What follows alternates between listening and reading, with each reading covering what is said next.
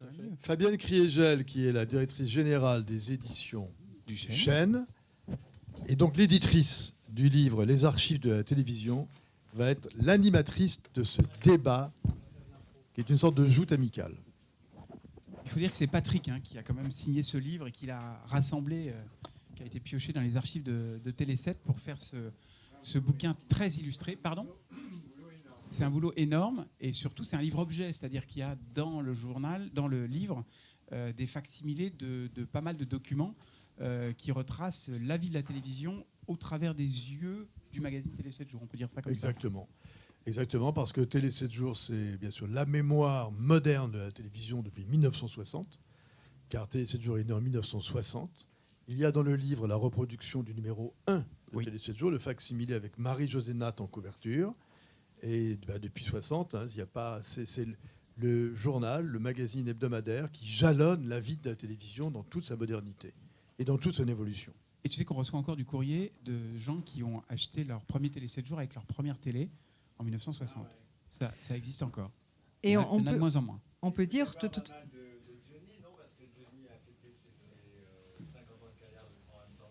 Oui, alors il y a deux personnes qui se battent pour le record de couverture. C'est Johnny Hallyday et Jennifer. Et Jennifer est en train de passer devant à la faveur d'une dernière couverture. Elle va passer devant. Alors ça, c'est très intéressant ce que dit Thierry, parce qu'on voit bien, on sent dans cette compétition Johnny-Jennifer, à la fois celui qui surmonte l'épreuve du temps, c'est Johnny, qui est inoxydable, et celle qui débarque il y a seulement 15 ans, quoi. En gros, même pas, 15 ans. Et qui renverse tout. Parce qu'à l'époque où je dirigeais encore Télé 7 jours, avant que Thierry Moreau me succède, le match se jouait entre Johnny et Michel Drucker. C'était les deux, à une couverture près, en fait, qui se disputaient le record. Et aujourd'hui, signe des temps, évolution, c'est Jennifer qui arrive. Mais moi, ce que je voudrais dire, je voudrais qu'on revienne à la télévision elle-même, parce que je trouve que ce qui est très intéressant dans ce livre, c'est que l'histoire de la télévision, c'est finalement l'ouverture sur le monde. Avant la télévision, les campagnes étaient complètement fermées au monde. La vie, on ne savait même pas dans quel monde nous vivions. Et la télévision, ça a été une formidable ouverture sur la modernité. Aujourd'hui, on a des écrans plats partout, on a des téléphones portables, on a tout ce qu'on veut. Mais en fait, finalement, tout ça n'existerait pas s'il n'y avait pas eu au début la télévision.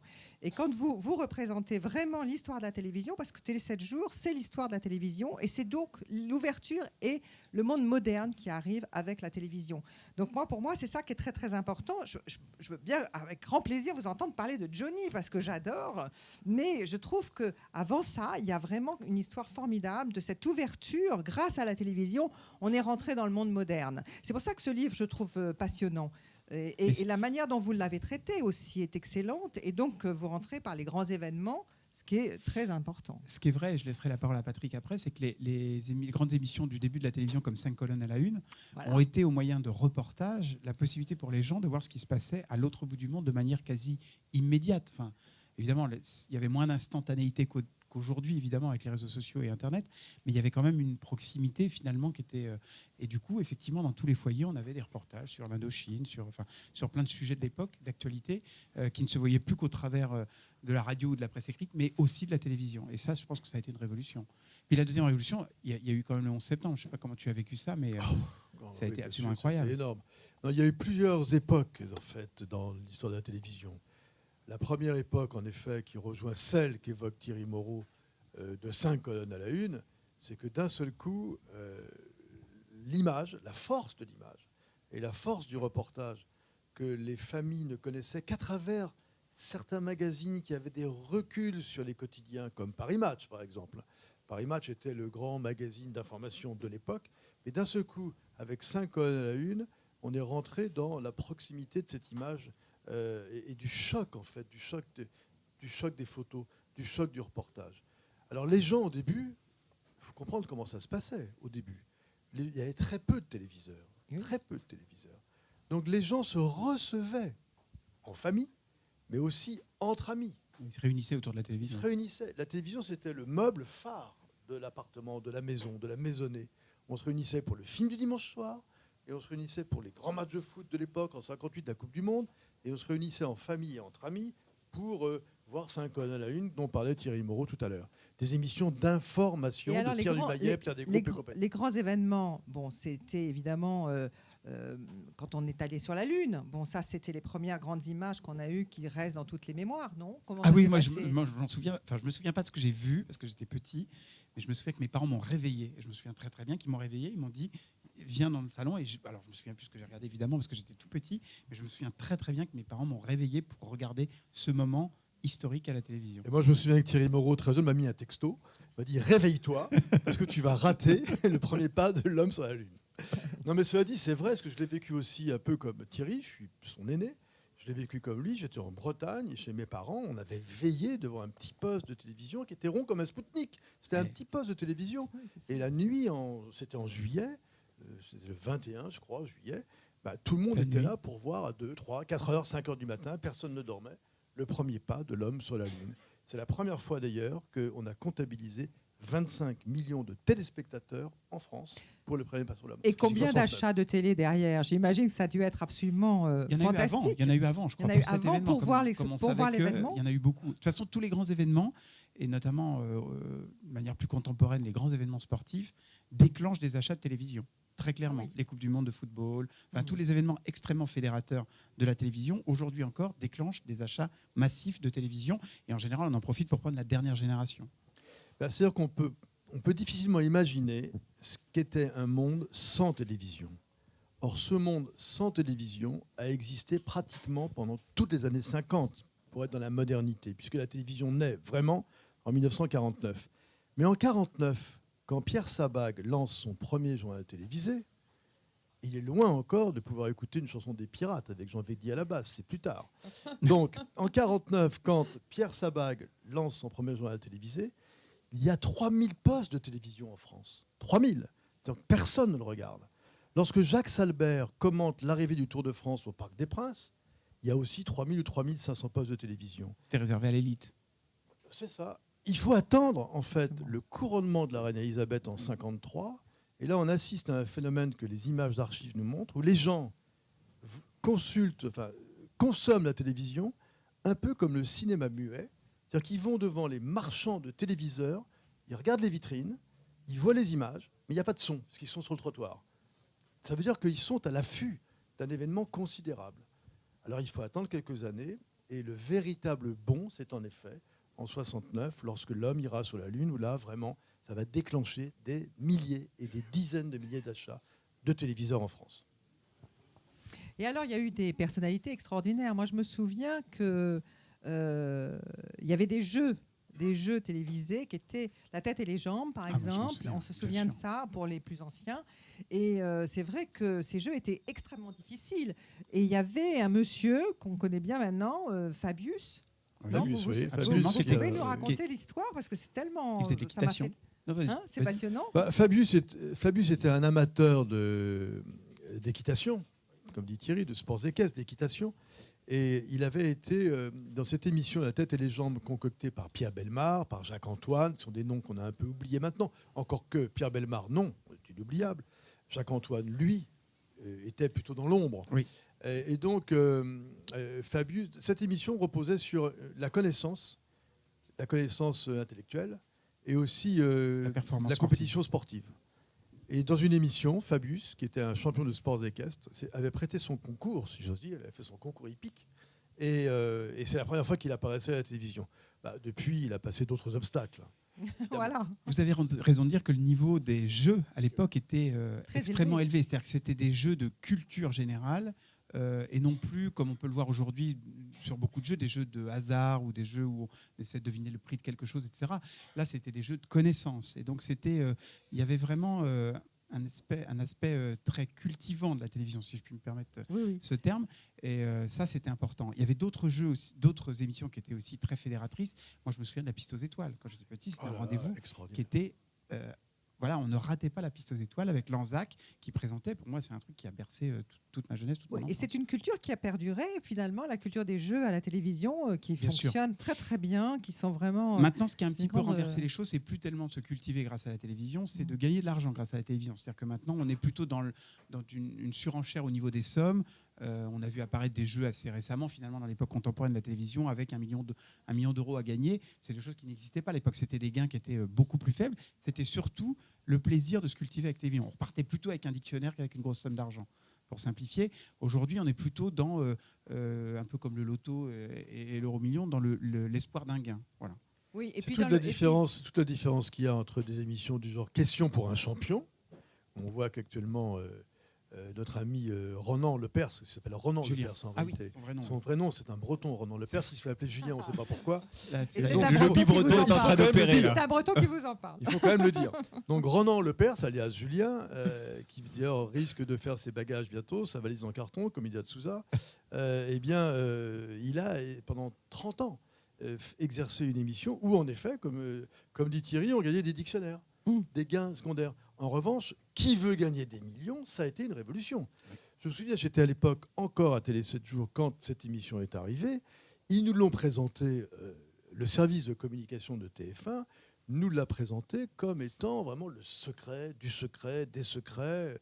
Et ils nous mettaient dans une vague confidence pour avoir quelques jalons. Mais surtout, il ne fallait pas révéler quoi que ce soit. En fin de compte, on s'apercevait assez vite que cette émission qui a rassemblé énormément de gens était décuplée énormément dans le monde entier. C'était le même principe, avec la même base, dans à peu près 120 pays du monde. Quand je dis 120, c'est qu'il y a 120 Jean-Pierre Foucault, dans le même décor, avec la même cravate. La même charte. La même charte. Donc c'est extraordinaire de voir que dans quelques pays que vous alliez, il y a toujours quelqu'un qui est là pour gagner des millions. D'ailleurs, on l'a vu avec le film indien. Oui, bien sûr. Il y a une autre évolution un petit peu plus récente avec Money Drop, où là, pour la première fois, on voyait l'argent. C'est-à-dire qu'on avait un tas de billets. Je pense que ça a été Boccolini. aussi... Boccolini, absolument. C'est toujours Laurence Boccolini, où il y avait un tas d'argent. Et il y avait il y a une question de savoir si ce sont des vrais billets ou des faux billets. D'après ce que je sais, ce sont plutôt des faux. En Angleterre, ce sont des vrais, donc ils changent de lieu de tournage tout le temps pour éviter évidemment tout problème. Mais là, il y avait une vision de ce que peut être un tas d'argent de 500 000 euros, puisque c'est 500 000 euros qui sont joués dans ce jeu. Donc voilà, ça a été une autre étape importante, un peu plus récente.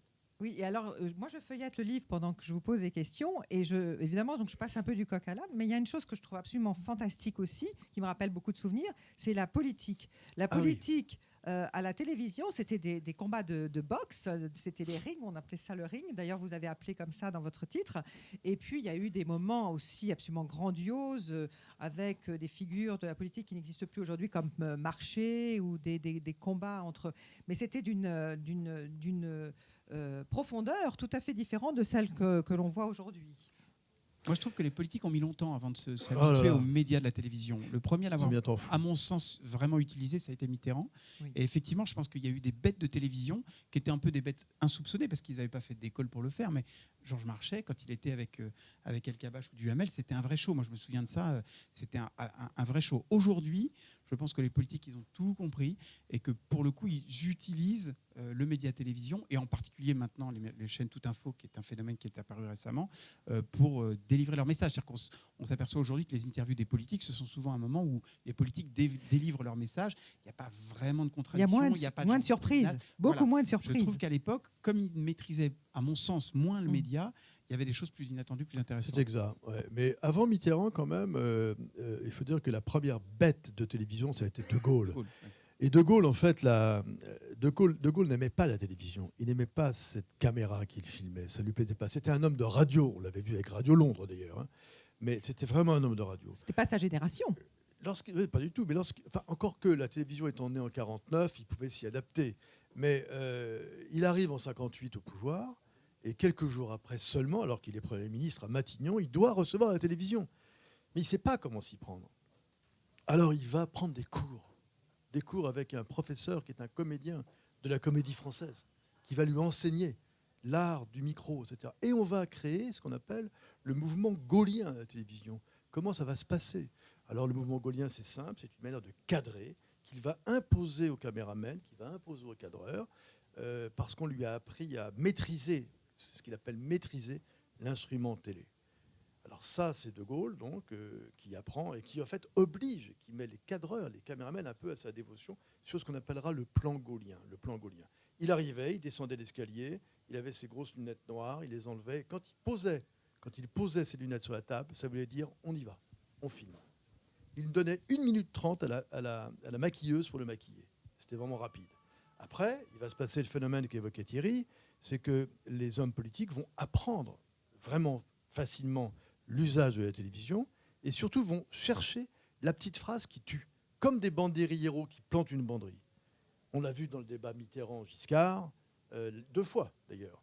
Monsieur Mitterrand, vous n'avez pas de monopole du cœur en 1974, et puis la deuxième fois en 1981, vous êtes l'homme du passé et vous êtes l'homme du passif.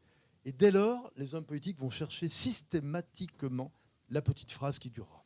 Et puis aussi, il y a une autre période, moi je me souviens de l'interview de Mourouzi par Mitterrand, c'est-à-dire que l'homme politique comprend qu'il faut quelquefois aller dans d'autres territoires que la simple conférence de presse à la Charles de Gaulle, c'est-à-dire un truc très statutaire, aller dans des territoires un peu différents. Alors on a vu des choses très malheureuses comme Jospin essayant de chanter les feuilles mortes, et on a vu des choses plus intéressantes comme Mourouzi qui interviewe Mitterrand dans un exercice un peu qui est censé parler aux plus jeunes, qui est censé un peu enlever un peu les carcans qu'il pouvait y avoir autour de cet exercice. Ce que Mitterrand fait avec Balavoine aussi d'ailleurs. Oui, absolument. Vous parlez de Mourouzi, ou en fait c'est préparé d'ailleurs, parce que ça a l'air comme ça impromptu. Vous parlez de Mourouzi, mais là aussi, en politique, il y a une importance fondamentale des journalistes. Enfin, ils ont pris vraiment énormément d'importance aussi par rapport à ces débats télévisés, PPDA, enfin, je ne sais pas, vous les connaissez mieux que moi. Oui, il y a toujours eu des journalistes vedettes, parce que c'est vrai que le premier à avoir présenté le JT était quelqu'un d'important, parce qu'on ne voyait que lui, et il était prépondérant. Et ensuite, effectivement, il y a des journalistes qui sont devenus des journalistes stars, entre guillemets, qui ont gardé très longtemps le micro, puisque PPDA est quand même une longévité assez exceptionnelle. Claire Chazal, qui est partie il n'y a pas longtemps, même chose. Et puis des grands intervieweurs comme même Pujadas aujourd'hui. Pujadas débarque en fait le jour des Twin Towers. Et il tient l'antenne. Alors lui, il est à LCI, il arrive de LCI le jour des Twin Towers, Pujadas. Il prend l'antenne. Manque de bol, c'est les Twin Towers. Donc il ne va pas quitter l'antenne pendant 11 heures. C'est un incroyable baptême du feu, si j'ose dire. Et on voit aussi la longévité de Pujadas aujourd'hui. Alors là, on était en politique, les animateurs, mais après, il y avait aussi il y avait de quoi se divertir. Il y avait toutes les séries télé. Toutes les séries télé, c'est absolument formidable. Ça a bercé les enfants de toutes les générations, dernières générations. Ça continue maintenant. On les voit sur des chaînes pas toujours sur les mêmes. Enfin bon, il y a séries télé et séries télé, parce que celles que vous évoquez au départ sont des séries télé en fait assez candides en réalité. Quand on replonge dans les archives et qu'on regarde Thierry Lafronde, par exemple, c'est gentil. Même si c'est la guerre de 100 ans, c'est une guerre de 100 ans en bas collant quand même, hein, comme dirait Antoine de Caunes dans sa préface. Hein. Oui. Et très bonne préface. C'est vrai, Antoine de Caunes, c'est le véritable enfant de la télé. Et c'est vrai famille, que c'est entre son père, sa fille qui fait une émission sur Canal maintenant, c'est vraiment une famille qui a été le fil rouge de l'histoire de la télévision. Car sa mère, c'est Jacqueline Joubert. Oui, il fait la première couverture de Télé 7 jours enfant. Elle est reproduite dans le livre avec son père et sa mère. Jacqueline Joubert est la première téléspeakerine, mais surtout, elle va être la grande prêtresse des programmes de jeunesse pendant des années. Et alors, on a le premier manga, on a les premiers mangas aussi à la télé. C'est une formidable ouverture sur le monde aussi, les mangas. Ça nous vient du Japon, on ne sait même pas où est le Japon. Jacqueline Joubert déjà. Et Jacqueline Joubert avec Goldorak. Puis autre période importante, ça a été le Club Dorothée, qui a été une émission un peu phare, où en fait, comme ils n'avaient pas les droits sur un certain nombre de dessins animés européens et français, ont été chercher beaucoup de dessins animés japonais, et du coup, il y a eu une déferlante de cinéma japonais, de films d'animation japonais, de séries d'animation japonaises dans cette émission pour enfants. Mais j'ai une anecdote là-dessus qui est assez amusante par rapport à l'arrivée des mangas et de Goldorak, par exemple, à la télévision. C'est qu'au début, en effet, ils n'ont pas les droits. Ça se passe au Japon, c'est une autre culture, ils n'ont pas, mais il y a quand même des gens qui, en France, se disent ça va venir en France. Et pour acheter les droits, ils ont échangé avec les télévisions japonaises les droits du football de l'AS Saint-Étienne, Allez les Verts de l'époque, qui faisait un malheur dans le monde du sport. Et au Japon, il y avait des gens qui conquéraient les parts de marché sportif, qui donc achetaient les droits de la télévision des événements de l'AS Saint-Étienne, des Verts, en échange de Goldorak. Voilà comment Goldorak est arrivé contre Rocheteau. Formidable. Et quelles sont celles qui se sont exportées alors Est-ce qu'il y a des séries françaises qui sont parties à l'étranger, qui ont fait... Oui, il y a Sous le soleil qui a été diffusé. Ça a été une des séries les plus vendues. Ça reste d'ailleurs, je crois, une des séries les plus vendues à travers le monde, sous le nom de Saint-Tropez, parce que c'est quand même plus vendable que Sous le soleil, où c'est vendu, je crois, dans plus de 110 pays. Donc c'est une série française qui cartonne à l'étranger. Oui. Avec Adeline. Absolument. C'est grâce à Dadou. Et dans les séries françaises, je vois qu'il fait pas ci, fait pas ça, s'exporte. Oui, absolument. Alors bon, c'est plus récent, mais c'est maintenant, mais c'est formidable. Fait Ça pas ci, fait pas fonctionne très, ça. très bien. Tout le monde qui le regarde. Ce qu'on appelle les short programmes s'exportent plutôt. Un gars, bien. une fille. Un gars, une Voilà. fille. C'est traduit dans plein de pays. Il y a la version canadienne, la version italienne. Ça marche très très bien à l'étranger parce que le format est très simple. Hein. C'est un couple avec des petites scénettes, un scénario bien écrit, assez facilement transposable. Il suffit de trouver 2 bons acteurs un peu emblématiques et c'est parti, quoi. Donc c'est simple. C'est simple, mais les revenants, c'est moins simple et ça s'exporte aussi. Oui, alors moi je suis moins fan des revenants personnellement. Je trouve ça un peu. Moi je suis fan de Kaamelott. Ouais, Engrenage. Engrenage. Très efficace. Oui, d'ailleurs sur les séries, on assiste à un phénomène qui est double. Il y a quelques séries qui commencent à s'exporter, qui s'exportent actuellement, des modernes, mais il y a eu aussi beaucoup d'achats des télévisions françaises, dans les MIP TV et autres, qui ont permis d'acheter sur une très très longue durée des séries comme, par exemple, alors Les Experts à Miami, à Las Vegas, à New York, NCIS sur M6 par rapport à TF1. Law and Order aussi. Voilà, toutes ces versions. Il y a plusieurs séries de ce type qui ont été achetées sur une très très longue durée. Ouais. Et alors, je retourne un peu dans le passé. Mais si je vous dis, bon Dieu, mais c'est bien sûr, qu'est-ce que ça vous dit? Bourrel, évidemment, les 5 dernières minutes. Où le principe est dans le titre, c'est-à-dire qu'on ne devinait le dénouement. C'est devenu une expression française, non? C'est bon Dieu, mais c'est bien sûr. Bon Dieu, mais c'est bien sûr. Oui. C'était un acteur absolument incroyable. Raymond Souplex. Ouais. Ce qu'il veut dire sur les séries, pour revenir sur les séries, c'est qu'il y a eu une vraie poussée il y a quelques années, sous l'impulsion de Canal+, notamment, et de Rodolphe Belmer, qui a compris que l'abonné ne pourrait pas se contenter simplement de droits sportifs ou de films en avant-première, de films X ou de films en avant-première. Et donc, ils ont décidé, il y a maintenant plus de 10 ans, d'investir sur des séries de prestige. Et ils ont investi sur des séries, effectivement, comme Engrenage. On voit aujourd'hui Versailles, qui est une création plus récente. Mais ça a été une vraie volonté de faire des créations originales haut de gamme, exportables, tournées de temps en temps, et la plupart du temps aujourd'hui, en langue anglaise pour être exportable à l'étranger. Versailles est tourné en anglais pour pouvoir être exporté facilement. Et ça, c'est un vrai phénomène. Et je pense que du coup, la série française n'en est que meilleure. Oui, parce qu'on critique un peu, enfin, quelquefois, on critique un peu notre télévision, mais en réalité, il y a très bonnes choses qui sortent de la télévision. Il y a une grande exigence sur mais il est vrai qu'il y avait une aussi très grande créativité à la télévision dans les années du passé, quand elle se faisait rare à la télévision et qu'il fallait vraiment trouver les meilleurs. L'époque de Célio Lorenzi, par exemple, il y avait une concurrence différente. Maintenant, il y a une telle répartition qu'on trouve des gens de qualité un peu partout qui créent des programmes. Mais à l'époque, il fallait vraiment les tops des tops. À l'époque des Buts de Chaumont, notamment. L'école des Buts de Chaumont. On appelait ça d'ailleurs l'école des Buts de Chaumont. Il y avait des émissions absolument extraordinaires. Moi, je me souviens de La Caméra explore le temps, qui était une émission sur l'histoire, qui était en direct. C'est-à-dire qu'on recréait des scénettes, des scènes de la Révolution française. Les acteurs étaient en costume, jouaient en direct. Donc, c'était quand même avec un budget absolument incroyable. Et effectivement, c'était des maîtres de la réalisation qui étaient derrière les Et si je vous parle d'humour, parce que l'humour à la télévision, c'est quand même très important, on adore ça. Moi, je suis fan de Kaamelott, par exemple. Moi aussi. Mais il y a l'humour, un véritable humour français, non, sur notre Thierry Moreau, lui, est avec l'humour de Cyril Hanouna, de toute façon, au quotidien. Hein. Qui est plus potache. Et puis il y a les Guignols, oui, qui ont quand même plus de 25 ans de vie, qui ont été au départ inspirés par un truc qui s'appelait Splitting Image, mais qui a été un petit peu transformé, un petit peu adapté à la France, qui a été quand même... Il y a eu des moments absolument impressionnants. Enfin, quand on parlait de Chirac qui mangeait des pommes, on dit aujourd'hui que ça a eu une vraie influence sur le résultat, parce que ça l'a rendu d'un coup sympathique auprès de plein de gens, et notamment des jeunes. Et donc, voilà, c'est un pouvoir. Les Guignols, à l'époque, ça fait quand même maintenant près de 30 ans que les Guignols existent. Un peu moins de 30 ans. Un garçon comme Yves Lecoq, ça fait 27 ans qu'il est la voix de PPD et des autres. Je crois que Yves Lecoq a dû, Thierry, tu me corrigeras, mais je pense qu'il a dû interpréter en imitation 200 ou 250 voix différentes, à lui seul. Ouais. C'est incroyable quand même. Imagine le talent de ce mec. C'était en direct, en plus. Enfin, c'était en direct, oui. Il y avait beaucoup d'émissions en direct. Donc il fallait interpréter et parodier des scènes de la vie politique courante et quotidienne d'ailleurs. De cette manière-là, c'est un exploit quand même. Et les auteurs. qui était quand même excellent aussi. Alors les auteurs ont changé quand même, parce que c'est plus la même génération. Voilà. Parce qu'il y a eu une période où les Guignols étaient extrêmement repris chez les jeunes dans les cours de récréation et autres. Et puis à un moment où ça n'était plus. Parce qu'ils s'étaient un petit peu... Bon, il faut changer d'équipe à un moment. C'était un petit peu plus fade. C'est un peu comme à télé, c'est toujours, il faut changer de patron par moment. Mais pas en ce moment.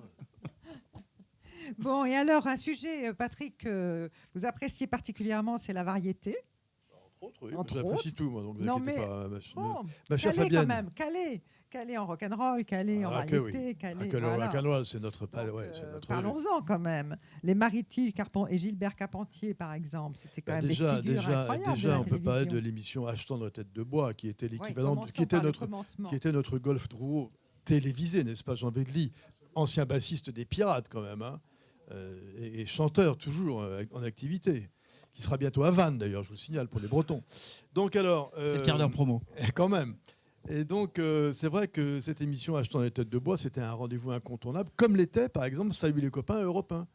On écoutait l'après-midi Salut les copains à 17h, et en fin de semaine, on avait cette émission culte, Achetant des têtes de bois, où on voyait enfin, où la jeune génération voyait des artistes que les parents connaissaient à peine. Puis après, Maritis, Gilbert Carpentier ont amplifié le phénomène. J'ai plus été bercé à ça. Et ce qui me fascinait, c'était qu'ils arrivaient à faire aux artistes de l'époque des scènes, des jeux, des morceaux de comédie, des petites scénettes qu'aujourd'hui, on ne pourrait pas faire aux artistes. Parce qu'aujourd'hui, Patrick, tu le sais, chaque fois qu'on parle avec un interlocuteur qui a un peu de succès et qui vend des disques, on a affaire à un entourage qui verrouille tout. Donc pour avoir accès à la personne, c'est très compliqué. Donc on a du mal à leur faire des choses. Maritis et Gilbert Carpentier, ils arrivaient à les déguiser, à les faire chanter des chansons qui n'étaient pas les leurs, et ça donnait des moments incroyables. En fait, Maritis et Gilbert Carpentier arrivaient à reproduire en télévision, ce qui était très difficile, ce que Jean-Marie Perrier, le grand photographe que vous connaissez, faisait pour Salut les copains. Absolument. Quand vous regardez les archives de Salut les copains, vous voyez les scènes décalées, incroyables. En armure, Thomas. Dutronc, pas Thomas, pardon. Quand il avait fait mai 68, avec les barricades, avec, je sais plus, il y avait Souchon, je crois, ou Nicoletta. C'est des choses qu'on ne peut plus faire, comme dit Thierry, parce que tout est bardé maintenant d'agents, d'intermédiaires, et ça dure, c'est la guerre de 100 ans pour avoir un acteur. C'est une guerre de 100 ans. Et il y avait des émissions particulières, comme celle de Stéphane Collaro aussi, qui était avec... Ah oui. C'était un espèce de mélange un peu... Stéphane Collaro, Jacques Martin, Desproges, toute une époque incroyable, qui étaient des rendez-vous où les gens rentraient chez eux. Il faut se souvenir, ce qu'on a évoqué plus tôt, les séries, qu'il y a eu un phénomène incroyable à l'époque de la série Dallas, par exemple. Quand Dallas est arrivé, qui était un phénomène de mode, qui a duré assez longtemps, les gens, les téléspectateurs, n'étaient pas habitués à entrer dans ce genre de série télé, où il y avait le bon, le méchant, etc., le fric, le pétrole, les dollars et compagnie. JR, le mec bourré, Soulen bourré, lui, JR, le mec terrible. Ils n'étaient pas habitués, Pamela la dépressive. Ils rentraient chez eux, quittaient les bureaux avec la permission des patrons pour rentrer chez eux, plutôt pour ne pas rater l'épisode, qu'ils commentaient le lendemain d'ailleurs, devant la future machine à café, qui a créé d'ailleurs Caméra Café après, avec le Bolloc et Bruno Solo. C'est parti de ça. C'est parti de ce fait que les gens rentraient chez eux pour voir l'épisode d'une série télévisée. Et tout le monde regardait Dallas. Moi, je trouve que j'ai rencontré pour un reportage Henri Nallet, qui était l'ancien ministre de l'Agriculture de François Mitterrand, et qui me racontait qu'une fois, il arrive à Latch, qui était la résidence dans les Landes du président. Il arrive et il n'y avait personne dans le truc. Et en fait, le président et son épouse étaient au premier étage en train de regarder Dallas. Donc ça touchait absolument tout le monde. C'était un phénomène absolument incroyable. Dallas, ça a été une révolution. Dallas, Dynasty, Beverly Hills, les mêmes. Et après, on a changé de registre. Car les séries, en fait, correspondent à des phénomènes de mode et d'époque. Dallas, c'était une époque de prospérité où on pouvait se permettre d'avoir la jalousie, l'envie, etc. Voilà. Et après, il y a eu d'autres époques. Alors, c'est formidable de feuilleter ce livre parce que vraiment, ça rappelle des souvenirs incroyables. Il y a des anecdotes à chaque page. Non, mais c'est vraiment... moi, Bon, il y avait aussi Pierre Tchernia. On peut parler du cinéma avec Pierre Tchernia. Il est incroyable, Pierre Tchernia. Incroyable, je l'ai de temps en temps au téléphone magnifique. parce qu'il a un petit problème. Il a du mal à se déplacer parce qu'il a quelques petits problèmes aux jambes, mais il est toujours extrêmement vif et extrêmement alerte et l'esprit parfaitement clair. Et il a eu un renouveau, un regain de popularité au moment des enfants de la télé, au début des enfants de la télé, où Arthur l'avait fait finir dans l'émission pour être un peu le témoin un petit peu pour raconter des anecdotes. Et il est dans une maison de retraite dans le 17e et il est incroyable. Pour moi, c'est un modèle absolu. Monsieur Cinéma, c'est Monsieur Cinéma. Et Disney Parade, quand j'étais petit, moi. Disney Parade, Monsieur Cinéma, tous les ans. Tchernia était là en 1949, au départ. Il était là avec Jacques Salbert et toute l'équipe. Les premiers journaux, de la création de 5 colonnes à la une, Tchernia est là. En réalité, ce qui est formidable dans ce livre, je trouve, c'est que ça raconte toute l'histoire de notre pays, de notre vie, mais même du monde, en une soixantaine d'années, où on retrouve comme ça, par bribes, les histoires, ce qu'on a oublié, tout ce qu'on a oublié, qu'on retrouve avec plaisir, ou qu'on ne connaît pas, et qu'on peut apprendre en le feuilletant. Moi, je trouve ça absolument formidable. Mais il y a vraiment tout, quoi. Il y a le sport aussi. Bien donc, sûr. Avec la phrase historique de Thierry Roland, quand un joueur est taclé, il se retrouve par terre, il dit « Oh là là, il s'est fait tirer comme un lapin en plein vol ». Ça, c'est bien du Thierry Roland. On ne peut pas l'inventer, celle-là. C'est horrible. Il en a fait drôle, un peu moins glorieux, Thierry Roland. Oui, et ça aussi, ça a été des moments de communion. Moi, je me souviens au moment de la Coupe du Monde, Télé 7 jours faisait peu de une en fait sur les événements sportifs, mais c'est vrai que quand il y a des grands événements comme ça, extrêmement fédérateurs, qui réunissent toute la population française devant sa télévision, Télé 7 jours en est évidemment le reflet et le miroir. Oui, et puis des grandes émissions comme le Dakar, quand le lancement du Dakar à la télévision, ça n'aurait pas existé. Sans télé, ça n'aurait pas eu de succès. En fait, j'ai l'impression que rien n'aurait existé sans la télé. Parce que c'est le miroir de l'époque. C'est le miroir de l'époque, c'est ça. C'est ça qui est passionnant. Et après, effectivement, toute la culture aussi. Je pense que sans la télévision, Elvis Presley n'aurait pas été Elvis Presley. Je dis ça en passant. Il serait resté chanteur à Memphis ou à Nashville. En tous les cas, nous sommes dans une grande librairie qui est formidable. Et c'est vrai qu'il y a quand même un bienfaiteur des libraires, je pense, c'est Bernard Pivot, Bernard Pivot a ouvert vraiment tellement de régénération à la culture et aux livres. Et on le retrouve aussi, évidemment, dans ce livre. Bernard Pivot, il faut se souvenir que d'abord, c'était les très grandes émissions littéraires qui duraient longtemps. Oui. Qui étaient les grands messes. On regardait. Oui. Il donnait du temps aussi aux auteurs pour parler. Aujourd'hui, dans les émissions comme celle de Ruquier, par exemple, le temps de parole de l'auteur est compté parce qu'on lui coupe la parole sans arrêt. Alors qu'à l'époque de Pivot, il pouvait s'exprimer, s'expliquer. Il était confronté à d'autres auteurs qui avaient lu les livres et qui pouvaient parler. Et alors, à la fin, c'est pas du tout un hasard si on voyait des petites pancartes chez les libraires en disant « vu à la télévision », puis après « vu chez Pivot ». C'était la marque et le label de qualité. C'était une émission qui était extrêmement prescriptrice. C'est-à-dire que le lendemain de l'émission, il y avait toujours un sursaut de vente sur les livres dont on Aujourd'hui, il y a La Grande Librairie qui est une excellente émission également. Bien sûr il y a eu des grands moments de télé sur Pivot parce que là aussi, il se passait des choses absolument incroyables. Il a été une fois pris en otage par quelqu'un qui avait fait une prise d'otage en direct. Il y a eu Bukowski aussi qui était complètement bourré sur la... Enfin, il se passait des trucs. Enfin, voilà. Il se passait quelque chose à la télévision, c'était très souvent chez Pivot. C'est vrai. Bon, il y a des jeunes, des animateurs plus je veux dire, actuels maintenant, comme je vois Stéphane Valbert, ou des gens qui défendent aussi la culture, comme Tadei, comme Frédéric Tadei, qui sont vraiment des personnalités aussi fortes. Ils prennent le relais, ces gens-là. C'est normal. C'est le relais des générations. Il n'y a plus Chancel, on a Tadei qui arrive, qui a une qualité aussi, peut-être pas aussi encore complète que l'avait celle de Chancel. Qui était Chancel. Mais néanmoins, tu as dit, c'est très important. Puis il y a des émissions qui mixent. Enfin, il y a des jeunes qui arrivent qui sont vraiment... Il y a aussi des émissions qui mixent un petit peu plusieurs choses. Je pense que Ardisson a été de cela, Ruquier aussi, avec On n'est pas couché, où on mêle des choses qui sont extrêmement populaires, qui peuvent toucher à la chanson, à la variété, et puis des auteurs un petit peu plus pointus, comme on ferait au Finkielkraut ou d'autres. Et donc, ce mélange des genres, on a pu le voir, et je pense qu'Ardisson est un des papes de ce type d'émission, où on mêle tous les genres pour permettre justement un accès... et avec des apports complémentaires qui sont les chroniqueurs, qui n'existaient pas à l'époque. Car les chroniqueurs apportent toujours le mot, la phrase, qui va booster l'émission, qui donne un rythme, qui relance. Si l'émission commence un peu à s'atténuer dans son rythme, d'un seul coup, un chroniqueur peut sortir une phrase, un mot, intervenir, et ça relance. Absolument. Alors moi, je vais vous relancer aussi sur l'aventure. L'aventure qui est absolument fondamentale à la télévision, puisque ça ouvre justement cette fenêtre sur le monde. On voit des plus grandes aventures, et notamment des personnalités extrêmement importantes encore aujourd'hui, et même, on va dire, plus encore aujourd'hui qu'hier, avec Ushuaïa, Nicolas Hulot, qui aujourd'hui vraiment était un des partenaires de la COP 21 importants, enfin une des paroles de la COP 21. Donc c'est vraiment aussi cette ouverture sur la nature, sur le monde, sur l'aventure. C'est vrai que l'aventure, ça a toujours été un truc important. Ça a commencé par Georges Decaune avec son expédition. Exactement. Où c'était absolument incroyable. Il y avait un reportage fantastique dans Paris Match à l'époque, relayé à la télévision. Et c'est vrai qu'il y avait des choses avec son absolument chien, incroyables. avec son chien. Il était Absolument. parti sur une île Sur une déserte. île déserte pour survivre. L'expédition d'Alain Bombard également. Enfin, il y a des choses. L'aventure a toujours été un truc très très important pour la télévision. Alors aujourd'hui, c'est des images absolument exceptionnelles dans Ushuaïa, avec des techniques de captation qui sont incroyables. À l'époque, c'était même avec les moyens qu'il avait, il y avait des choses absolument incroyables. Mais rappelez-vous le choc de l'image très brève à 20h, au JT de 20h en l'an 2001, quand cet Indien d'Amazonie, Raoni, arrive Absolument. au journal de 20h avec ses plumes de chef de la tribu des Kayapo.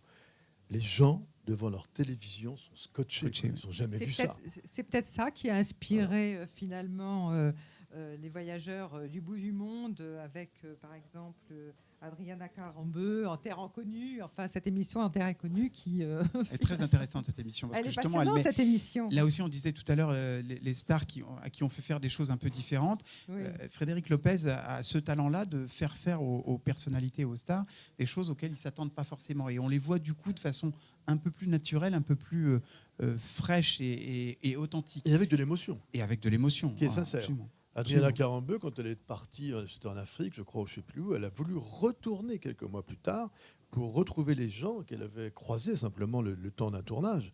Et elle voulait les revoir. Elle est partie 1 an ou 2 ans après, parce qu'elle était habitée par les souvenirs de cette émission et c'était vraiment sincère. Et on revient à l'histoire de l'ouverture de la télévision sur le monde qui permet l'accès à des tribus qui sont, pour la plupart, presque menacées d'extinction. Exactement, absolument, absolument. Et donc c'est très important.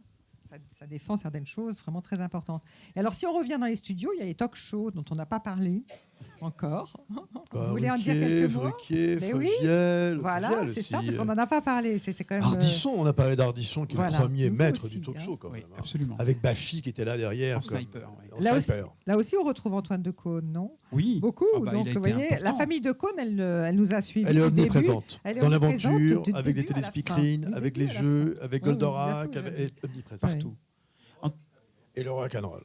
Antoine Decaune, Ok, oui. à l'époque de Nulle part ailleurs, il avait cette particularité que l'émission commençait, le téléspectateur ne savait jamais, et ceux qui étaient sur le plateau non plus d'ailleurs, comment elle allait se terminer. C'est-à-dire foutraque, avec des...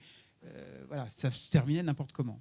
Aujourd'hui, un peu l'héritier de ça, c'est Cyril, je pense, Hanouna, dont on ne sait jamais comment l'émission va se terminer aussi également. Mais ça, c'est un genre qui plaît beaucoup, surtout aux jeunes. À l'époque, Nulle part ailleurs, c'était un truc absolument incroyable. Philippe Gildas, c'était d'ailleurs un pilier de cette télévision-là. Oui, et alors, est-ce que vous avez en tête, moi je les ai, ils sont écrits, donc je pourrais vous...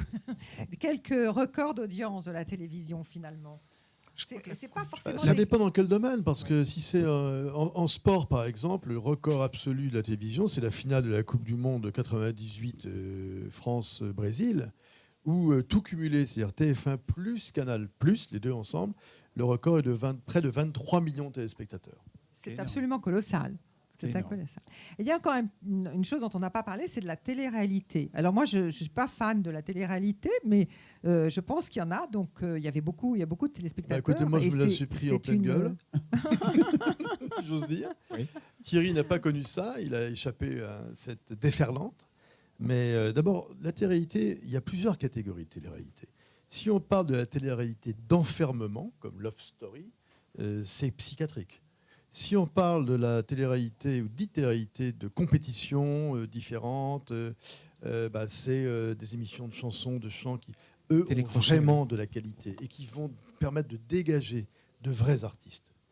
Nolwenn, Leroy, Jennifer, ce sont des vrais artistes. Chimène Badi, c'est une vraie artiste. On en connaît bien d'autres qui sont sortis de cette télé-réalité-là, mais qui était une télé-réalité réellement de la télévision en compétition. Alors que la télé-réalité d'enfermement, comme Love Story, c'était totalement passif. À l'époque, ils avaient 3 mots, les gens. Ah, c'est trop, je suis trop, c'est clair, c'est très clair, c'est trop clair. Ils étaient en plein tournage pendant le Festival de Cannes, ils ne savaient même pas qu'il y avait un film, ils ne savaient rien, donc c'était bizarre. Mais nous, à Télé 7 jours, on a eu une attitude avec cette télévision-là, je pense, qui était digne. C'était d'abord, on a titré avec Loana Star ou Victime. Donc déjà, on avait anticipé sur ce qu'est devenu Loana et beaucoup de victimes de la télé-réalité qui sont restées au bord de la route. Et ensuite, on a regardé, observé, étudié avec leurs vrais mots, leurs vraies phrases, leurs vraies études. On ne s'est pas moqué d'eux, on a accompagné le phénomène.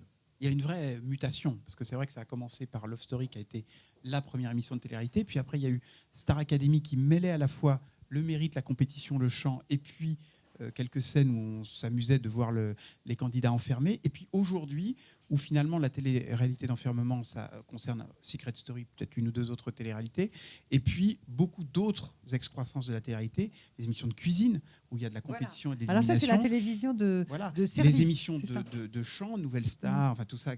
Voilà, donc il y a eu vraiment une espèce d'arborescence de la télé-réalité. Aujourd'hui, il n'y a plus beaucoup de télé-réalité d'enfermement parce que ça fonctionne tout simplement moins, parce que c'est assez lassant de voir les gens qui font rien 24 heures sur 24. Donc ça, c'est un genre qui finalement est passé assez vite et qui représente finalement peu de choses aujourd'hui en termes de... C'est terminé. Enfin, il y a eu L'amour est dans le pré quand même. Oui, oui, mais ça reste extrêmement bien animé. Oui, ça reste très bien fait.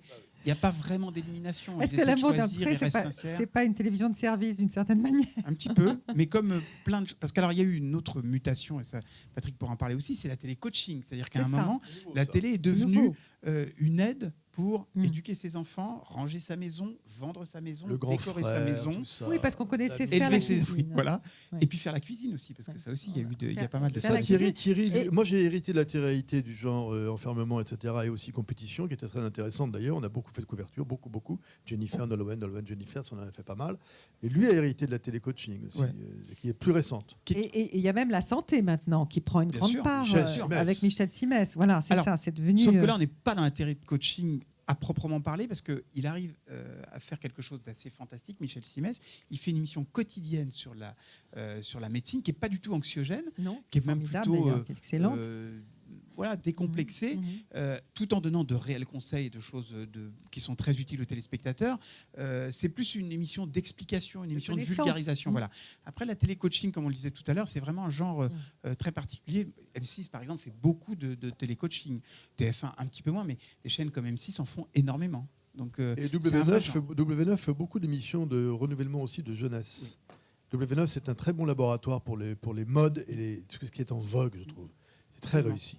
Alors ce livre, en plus, qu'il a de formidable, je trouve, c'est qu'il est plein de goodies. On peut appeler ça comme ça, c'est-à-dire des facsimilés. C'est un livre-objet. C'est un livre-objet. Il est vraiment passionnant parce que les textes sont très, très excellents et les images nous transportent dans un autre univers. Enfin, vraiment, on retrouve plein de personnalités. Est-ce que vous avez d'autres choses dont vous voudriez parler sur ce livre ?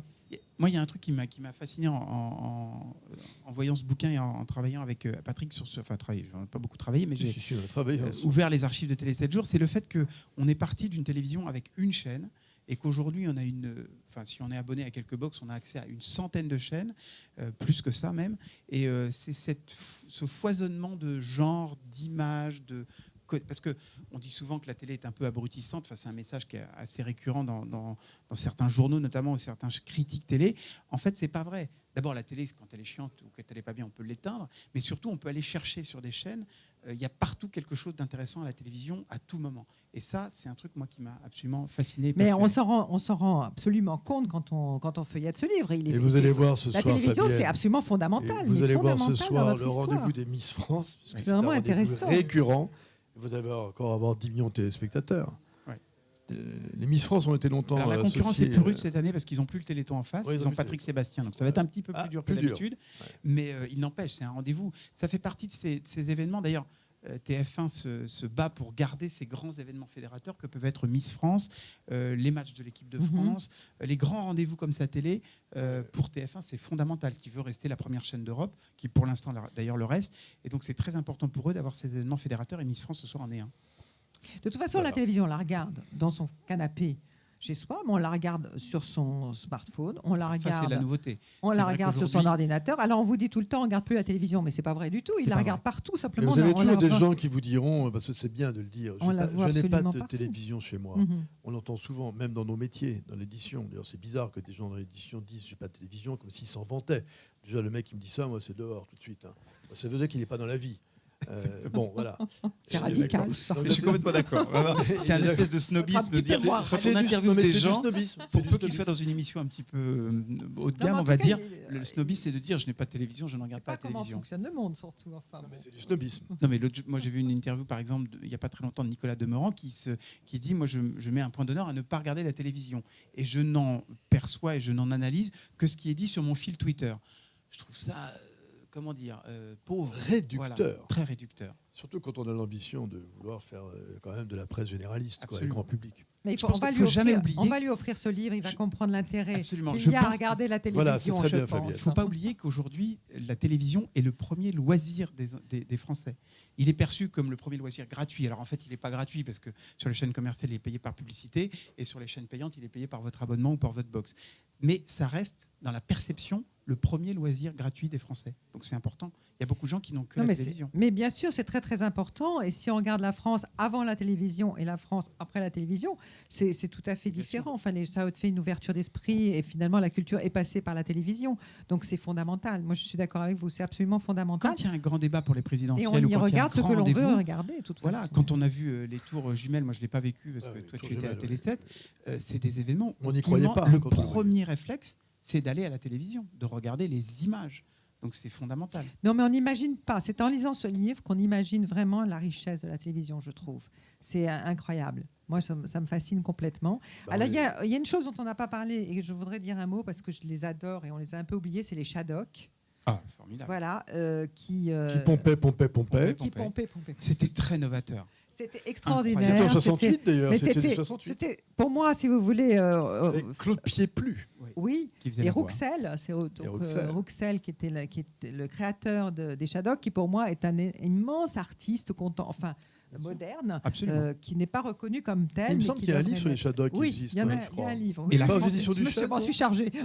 La France était coupée en deux à l'époque. Il y avait les pro-Shadocks et anti-Shadocks. Et les anti-Shadocks.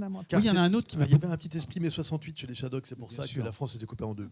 Et puis il y a un autre truc, un moment qui m'a beaucoup marqué, c'est Jean-Christophe Averty. Je pense que c'était un artiste. On a oublié aussi de parler de Jean-Christophe. Il ne fallait pas oublier Jean-Christophe Averty. Absolument incroyable. Il avait une modernité qui était absolument hallucinante. Mais je pense que... Passer des bébés à la moulinette, c'est toujours moderne. Voilà. De toute façon, on n'arrivera pas à citer tous les formidables talents qui sont passés par la télévision et tout la manière dont notre monde a évolué grâce à la télévision. Avant, il y avait une France en noir et blanc, et c'était la France du cinéma muet, et maintenant, il y a une France qui est dans la vie. Merci beaucoup. Merci. Merci à vous, Fabienne Kriegel. Merci. Merci à Gilbert.